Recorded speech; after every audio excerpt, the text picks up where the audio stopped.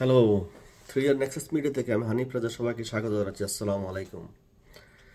বাংলাদেশের বর্তমানে যে রাজনৈতিক কুটচাল আমি যেটাকে বলবো, বা যে সন্ধিক্ষণ চলছে, যে প্রবলেম চলতেছে, এখানে একটি প্রশ্ন ঘুরপাক খাচ্ছে যে আওয়ামী লীগকে ইলেকশনে অংশগ্রহণ করতে দিবে কি দিবে না, বা করতে পারবে কি পারবে না। এখানে আন্তর্জাতিক চাপ রয়েছে, বাট এই যে ডক্টর ইউনূস তার মেটিকুলাস ডিজাইন এবং জামাত, বিএনপি বা এনসিপি, তারা কেউ চায় না আওয়ামী লীগ ইলেকশনে আসুক, কারণ তারা জানে আওয়ামী লীগ যদি ইলেকশনে আসে তাদের জামানত থাকবে না। প্রিয় দর্শক, এখন একটি বড় প্রশ্ন সবাই আলোচনা করতেছে যে যদি আওয়ামী লীগ যদি ভোটে না আসে, তাদের যে ৪৫ থেকে ৫০% ভোটার রয়েছে, এই সংখ্যাগরিষ্ঠ মানুষ কাকে ভোট দিবে। আমরা এই বিষয়টিকে একটু ভিন্ন আঙ্গিকে একটু বিশ্লেষণ করি। প্রিয় দর্শক, এই প্রশ্নটা শুনতে যত সহজ মনে হয়, বাস্তবে এটা খুবই জটিল একটা বিষয়। কারণ আওয়ামী লীগ নির্বাচন থেকে বাইরে, কিন্তু আওয়ামী লীগের ভোটাররা তো রাষ্ট্রের নাগরিক, নাকি? তারা তো রাষ্ট্রের বাইরে নয়, তাদের তো ভোটাধিকার বাতিল হয়নি। তাহলে তারা কাকে ভোট দিবে? আর এই প্রশ্নটা কেন হঠাৎ করে এত জোরে বাজারে চালু হচ্ছে বা সবাই আলোচনা করতেছে, এর পিছনে রহস্যটা কি? আমরা এই রহস্যটা নিয়ে প্রিয় দর্শক আলোচনা করব। প্রথমে চলুন বিএনপির কথাই ধরি। 5ই আগস্টের পর থেকে বাস্তবতা হলো গ্রামগঞ্জ তৃণমূল পর্যায়ে আওয়ামী লীগের উপর সবচেয়ে যে নির্যাতন চালানো হয়েছে, এবং সেই নির্যাতন চালিয়েছে বিএনপির সংশ্লিষ্ট গোষ্ঠীগুলোর মাধ্যমে, এবং বিএনপির ছোট নেতা, পাতি নেতা, মধ্যম নেতা বা বড় নেতা, তাদের পৃষ্ঠপোষকতায় আওয়ামী লীগের উপরে এই নিষ্পেষণ, এই নির্যাতন চালানো হয়েছে। এই প্রেক্ষাপটে বিএনপিকে ভোট দেওয়ার অর্থ কি? এর অর্থ হলো আপনি কেন্দ্রের ফলাফল যাই হোক না কেন, তৃণমূল আপনার পরিচয় বদলাবে না। ধানের শীষ ভোট দিলেও আপনাকে আওয়ামী লীগ হিসেবে দেখা হবে। মামলা, হয়রানি, জুলুম, হত্যা, নির্যাতন, ভূমি দখল, ঘরছাড়া হওয়ার ঝুঁকি থেকেই যাবে। সংখ্যালঘু হলে ঝুঁকি তো আরও বেশি। অর্থাৎ বিএনপিকে ভোট দিয়ে আওয়ামী লীগের ভোটারের বাস্তব কোনো নিরাপত্তা তৈরি হবে না, বা তৈরি হচ্ছে না। এটা হলো কনটেক্স। এখন আসুন জামাত। এখানে সবচেয়ে বড় বাধা হলো আদর্শিক। কারণ যাকে আমরা বলি অ্যান্টাগনিস্টিক কনফ্লিক্ট, যে দল যুদ্ধ অপরাধের ইতিহাস বহন করে, যে দল স্বাধীনতার প্রশ্নে বা স্বাধীনতা বিশ্বাসী করে না, বা স্বাধীনতার প্রশ্নে তারা বিতর্কিত, তাদের পক্ষে দাঁড়ানো একজন আওয়ামী লীগ সমর্থনের জন্য কোনোভাবে কাম্য নয়, কোনোভাবে সহজ নয়। কিন্তু এটা ইতিহাস নয়। ক্ষমতায় গেলে জামাত কি করবে সেটাই গুরুত্বপূর্ণ। বাস্তবতা হলো আমরা নিজের নামে খুব কম, আর আমাদের নামে অত্যাচার বেশি চালাবে। কিন্তু কিছু ক্ষেত্রে অতি উৎসাহে নিজেদের পরিচয় ফাঁস হবে, যেমন প্রশাসনকে পায়ের কাছে রাখার মতো বক্তব্য। এগুলো নতুন নয়, ইতিহাসেও এমন উদাহরণ রয়েছে।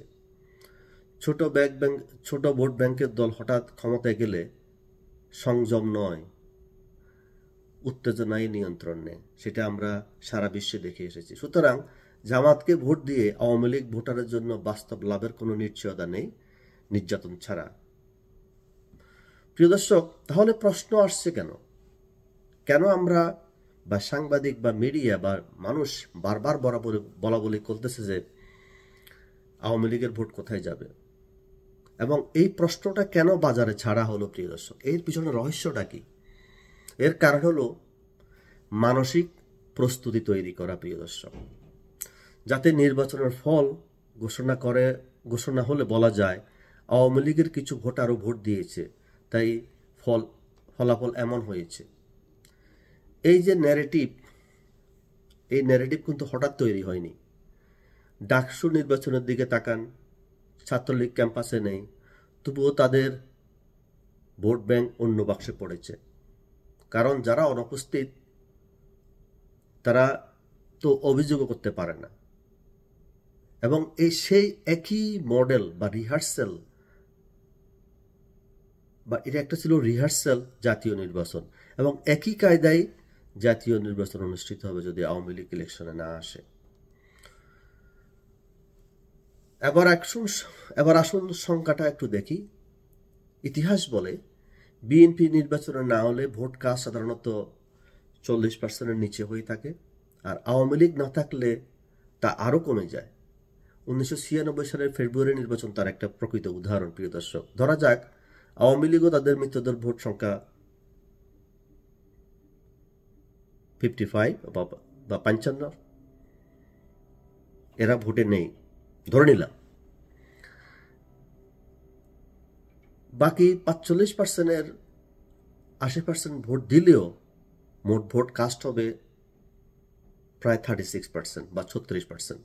এই 36%-এর ভেতরে বিএনপি পায় আনুমানিক 28%, জামাত পায় 8%।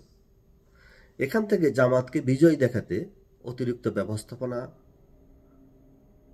তুলনামূলকভাবে একটু কঠিন বটে, বা কঠিন নয়, একটু কঠিন বড় কঠিন নয়, কারণ আপনারা দেখেছেন ডাকসুতে হয়েছে এবং সেটা জাহাঙ্গীরনগর বিশ্ববিদ্যালয় একই কায়দায় একটা রিহার্সাল অলরেডি হয়ে গেছে। ধরা যাক ভোটকাস্ট দেখানো হলো 58% বা 58%।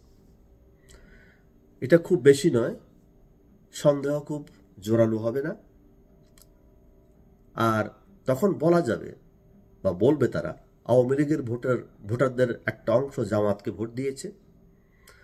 এই কথাটা বিশ্বাসযোগ্য করতে এই প্রশ্নটা আগে থেকে মাথায় ঢুকিয়ে দেওয়া হচ্ছে এখন, যে আওয়ামী লীগের ভোট কোথায় যাবে, এই একটা ন্যারেটিভ তৈরি করা হচ্ছে। এখানে আসলে বিএনপির ভূমিকাটা কি প্রিয় দর্শক? আগের মতোই দোষ চাপানো হবে আওয়ামী লীগের উপর। ডাকসুতে যেমন বলা হয়েছিল ছাত্রলীগ নাকি শিবিরকে ভোট দিয়েছে, জাতীয় নির্বাচনে একই নাটক হবে। তারা জানে সত্যটা কি, কিন্তু তারা সরকারকে যেতে তাড়াহুড়ো করছে না। ক্ষমতায় না গিয়ে বিদেশে নিরাপদ জীবনযাপন করতেছে এবং দিবাস্বপ্ন দেখতেছে ক্ষমতায় যাওয়ার। মনোনয়ন বাণিজ্য আর অর্থনৈতিক সুবিধা, চাঁদাবাজি, টপ টু বটম লেভেল, এই বাস্তবতাকে আমরা ঠিকই অস্বীকার করতে পারি না। এখন উপসংহারে আসা যাক প্রিয় দর্শক। প্রশ্নটা হলো আওয়ামী লীগের ভোট কে পাবে, কার বাক্সে আওয়ামী লীগের ভোট যাবে?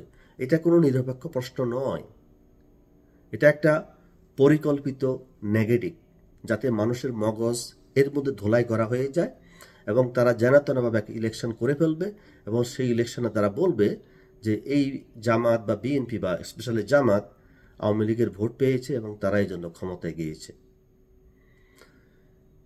এর উদ্দেশ্য একটাই, সাজানো ফলাফলকে স্বাভাবিক করা, স্বাভাবিকভাবে দেখানো, মানুষকে বিশ্বাস করানো, আন্তর্জাতিক সম্প্রদায়কে বিশ্বাস করানো যে একটা সুন্দর নির্বাচন হয়েছে, সেখানে সবাই ভোট দিয়েছে। এটা বাস্তবতা বুঝে রাজনীতি দেখা মানে অন্ধ সমর্থক না হওয়া সচেতন নাগরিক হয়ে। প্রিয় দর্শক, আমরা সচেতন নাগরিক হই, আমরা অন্ধ না হই, আমরা এই ভ্রান্ত ন্যারেটিভের উপর বিশ্বাস না করি। আমরা জানি এই যে ষড়যন্ত্র, এই কুটচাল কারা করতেছে, জামাত করতেছে, এবং বিএনপি না বুঝে